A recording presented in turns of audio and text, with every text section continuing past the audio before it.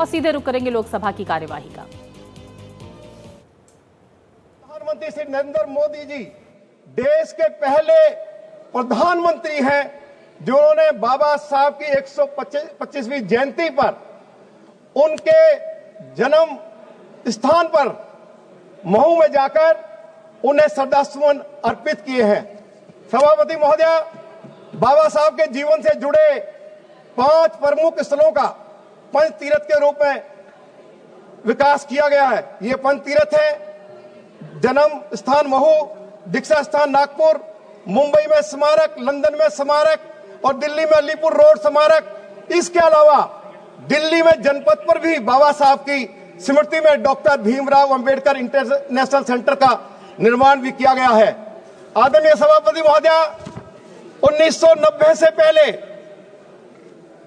संसद के centre hall में बाबा साहब की तस्वीर नहीं थी।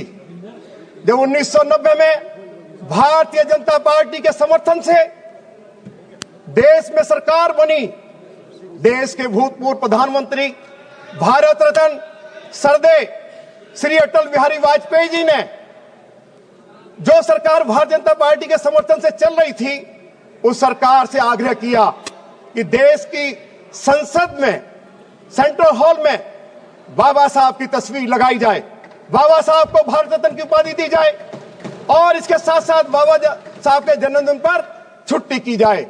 ये आदरणीय अटल बिहारी वाजपेयी जी के आग्रह पर यह सब कुछ संभव हो पाया। आदरणीय अध्यक्ष महोदय, भारत विश्व की तीसरी बड़ी अर्थव्यवस्था बनने जा रहा है। मैं आज इस सदन में कहना चाहता हूं कि आज पूरा राष्ट्र देश के प्रधानमंत्री आदरणीय मोदी जी के प्रति गौरव महसूस कर रहा है, उनका अभिनंदन कर रहा है।